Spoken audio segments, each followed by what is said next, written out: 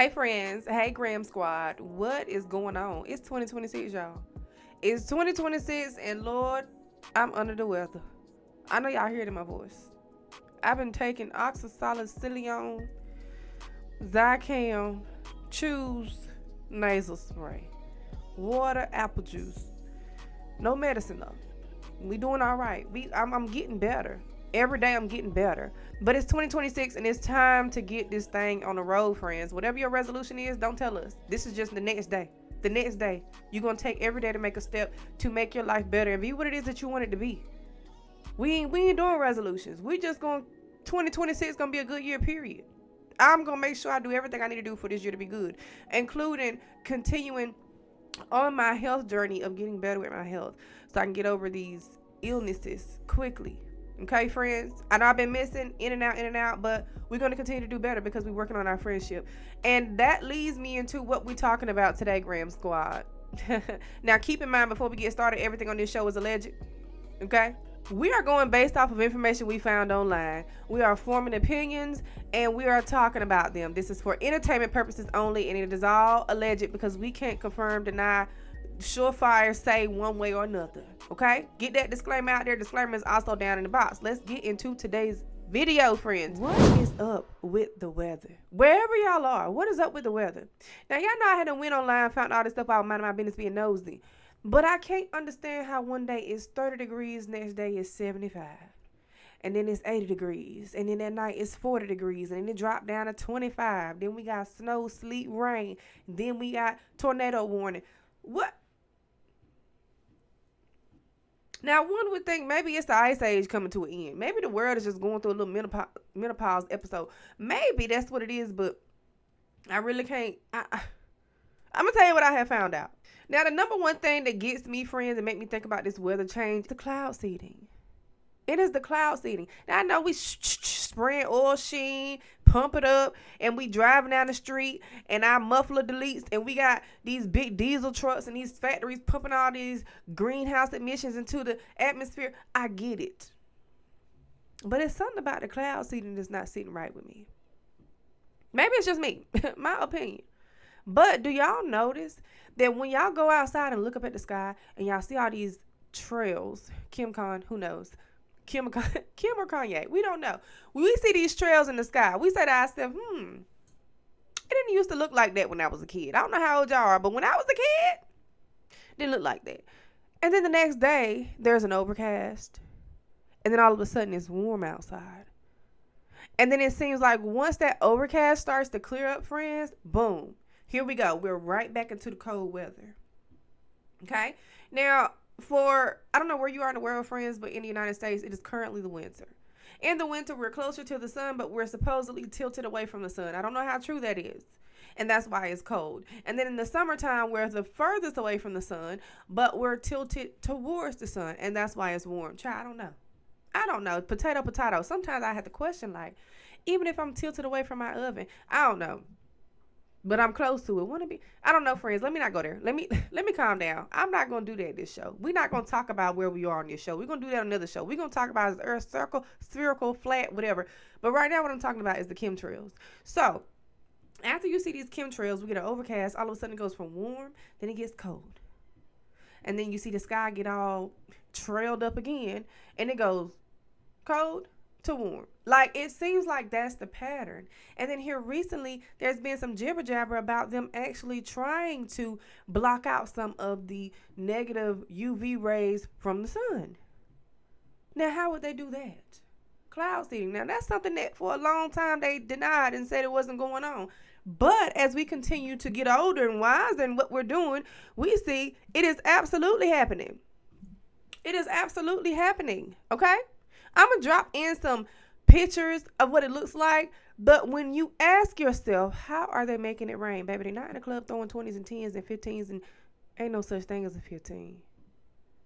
But what if they did do 15? Anyway, they're not making it rain like that, baby. They are putting chemical, compound elements into the clouds to create the condition for the rain to form. Now, it is not going to occur. It's not going to occur naturally, okay? Sorry, friends. It's not occurring naturally. It is occurring by man-made concoctions, okay? What are in those concoctions, friends? I'm going to tell you. One of the elements they use to seed the clouds is called silver iodide. Silver iodide. What does silver iodide do to humans? It causes a grayish, bluish tint to the skin when they have too much of it in their system. Now, they remind me of aliens. Like, are we going to try to mimic and say that these are really the aliens? Well, they're not the aliens. It's because of the silver iodide. I don't know. But it causes your skin to turn grayish and blue, and it's permanent if you have too much of it. It also can cause issues to your liver and your kidneys. Now, as we continue to look at what are they putting in the clouds to make it rain, they're also putting in sulfur dioxide. Now, you ask yourself, why is that important to me? I'm going to tell you why. Because sulfur dioxide causes respiratory issues, coughing, shortness of breath, asthma attacks. Long-term exposure can cause heart problems. What have we seen a spike in the rise in, friends? All these weird illnesses that are coming up, and they're not related to the flu. They're not related to the cooties. They're not related to any of those things. When I say the cooties, I'm talking about the cooties of 2019 that brought the world to a halt in 2020. But we're starting to see all these respiratory issues show up, like healthy people, young healthy people, all of a sudden after this cloud seeding is happening. It's constantly happening.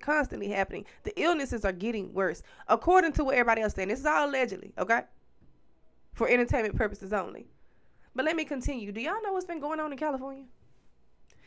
Do y'all know what's been happening on the West Coast? Number one, they're getting an atmospheric river. They've been getting an atmospheric river in the Pacific Northwest, right? That's Washington State, Oregon, that area, Northern California. However, Southern California was getting that a couple years ago where it was massive flooding going on. They actually just had a rain event that calls for tornado warnings in California, in LA. This is like some day after tomorrow type stuff. Where is this weather coming from? Now, is it coming from the Hunga Tonga eruption that happened a couple of years ago? Yes, when volcanoes erupt, it can put greenhouse emissions into the atmosphere. It can cause, well, this one caused water to go up into the atmosphere, which will cause significant raining because that happened during the Permian extinction. I'm not going to get y'all there, okay? We're not going to go back into that. But during that time, I think it rained for like 5 million years or something like that. Yeah, 5 million years. The volcano erupted for 300,000 years in the rain. Anyway, we're going to get there. I'll do that story time if y'all want to hear about that. But it can cause excessive rain. But wouldn't it behoove you to think that maybe the excessive rain is coming from the weather modification?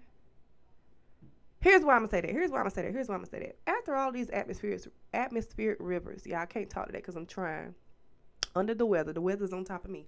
But after all of these atmospheric rivers, friend, we had this blanket of fog, hundreds of miles long, that just hung out on the West Coast, over California, not for the morning, not for just a day, because when the sun comes up, typically the fog will dissipate, right? The sun causes the evaporation to come. We're going to talk about the water cycle. You know what I mean? Condensation, precipitation, all of that good stuff. Condensation, what is it? Condensation, evaporation, precipitation. That's what it is. What part am I missing of the water cycle? Anyway, friends, when the sun comes out, it typically causes evaporation and the fog goes away. But this was a thick layer of fog. Not frog. This was a thick layer of fog. What are these people doing, y'all? Apparently, this radiation fog has migrated over to Los Angeles now.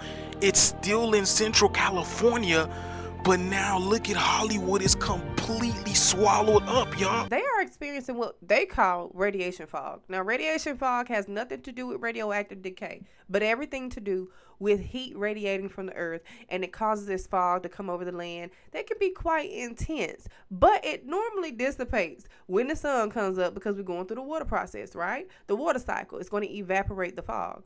That's not been happening. They have what we call Tule fog, Tule fog, which is a severe case of the radiation fog that's 400 miles long that's just been hanging out around California. Sun ain't making it go away. Foggy all day, all night.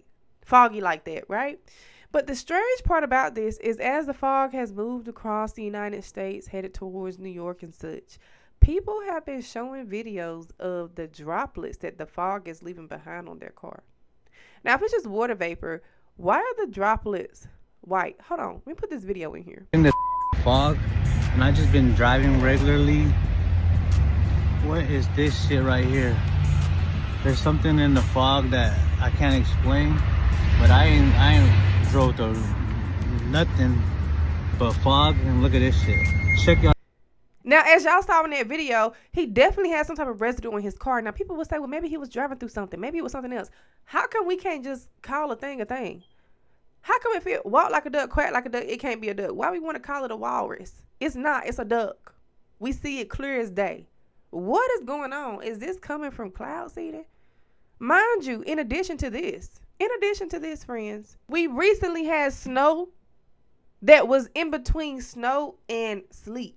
I don't know what it was. I had never seen it before. I actually had this conversation in the car with my husband. I said, hey, look, this is snow. It's snowing outside. He said, no, it's sleet.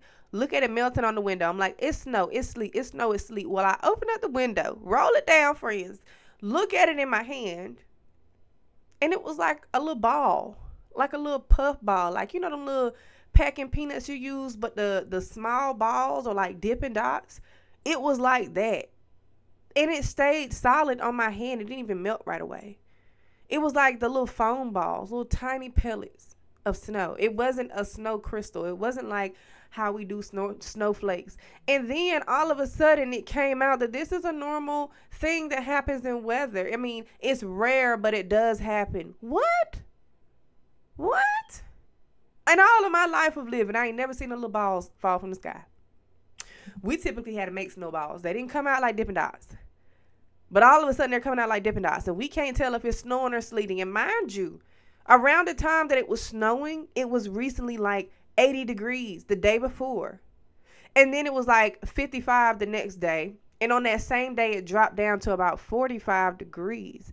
Now, at 45 degrees, I know the snow isn't going to stick, but typically it don't snow at 45. You need it to be about 38, 37, 36, 35. And 37 to 38 degrees is like hopeful, wishful thinking, like I hope it snows. But in the 40s, it's not doing that. But we was getting these Dippin' Dot pellets, and it was like 46 degrees. What are y'all doing? Is that the silver iodide? Is that the sulfur dioxide? Is that the cloud seeding causing this radiation fog? Causing these snowballs that are like little Dippin' Dot pellets? Causing the fluctuation in the cold one day, hot the next day? Causing these severe outbreaks of snow squalls coming across the northern U.S., causing the flooding all over the world, causing the atmospheric river in the Pacific Northwest? Or friends, is it causing all of the respiratory issues we've been seeing lately? I'm confusion. I don't know, friends. What do y'all think?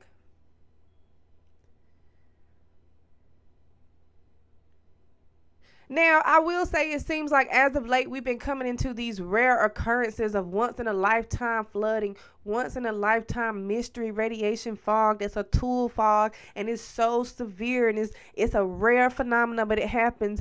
These Dracos Lord child, not the Dracos, Dracos that happen, these micro bursts all of a sudden, all of this localized rain where it rains in like a few square feet, like all of these things that are happening has only seemed to start happening after we start messing with the weather. Now, I don't know if y'all know this or not, but they tell me cloud seeding is not the only weather manipulation. That's just what they tell me. I don't know, friends. They tell me that HAARP has something to do with all of the weather phenomena that's been happening lately. Now, let's get into that, friends, because I really wanted to break that down and understand that thing myself. And it got down in my spirit, and I said to myself, how is it that HAARP is modifying the weather? So I had went online, did a little research, mind my business being nosy. I found out for y'all, friends, so we can talk about it right here. HAARP uses powerful radio frequencies to shoot up into the atmosphere. Now, as you all know, we have multiple layers of the atmosphere. You have the troposphere, you have the stratosphere, you have the ionosphere. You have multiple levels Okay? Apparently, what they saying to me is that HAARP possibly is like doing all of this stuff. Using the radio frequency to manipulate the weather. Now, me being myself, it's likely that I would believe that. But once you go on and research, you find out that the weather happens in the stratosphere, in the troposphere, right? That is where the weather happens, at the lower levels of the atmosphere. The ionosphere is up here. Is that where the space station is? Where they say the molecules ain't close enough together, but it's like 9 million gazillion degrees up there, but the people don't melt because the molecules ain't close together. Anyway, another story time, friends. Y'all stay on this train with me. Y'all know I get distracted sometimes. But you have the stratosphere, troposphere here, or inverse, either way. Ionosphere here. And HAARP, with they telephone poles, they shoot these powerful radio frequencies up past the stratosphere and the troposphere into the ionosphere to excite small portions of that layer of the atmosphere to study it. Now I would say to myself, if it passed through the troposphere and the stratosphere, don't you think it would manipulate or impact those levels of the atmosphere and cause weather impact? Let's just say a storm is forming and you up at heart zapping and zip the zoop zoop zoop through the jet stream, okay? And you done zapped all of this concentrated radio frequency through the stratosphere and the troposphere, and the storm was getting ready to start. Now you done zapped it. Now it's a superstorm. That's what I would think would happen. But what they tell me on the internet is that it doesn't impact the lower levels of the atmosphere. Only the one they're targeting. So they were somehow formulated these coat hangers, these telephone poles to transmit radio frequencies beyond the stratosphere and the troposphere into the ionosphere without impacting them, only impacting the level of atmosphere they need to reach. So it is not HAARP manipulating the weather.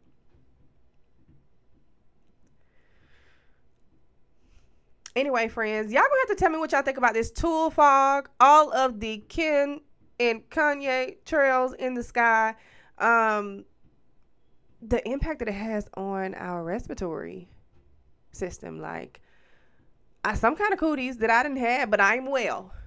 I don't claim it. I don't claim the cooties. I'm well. This is the first time that I've ever had the cooties that I've not taken medication.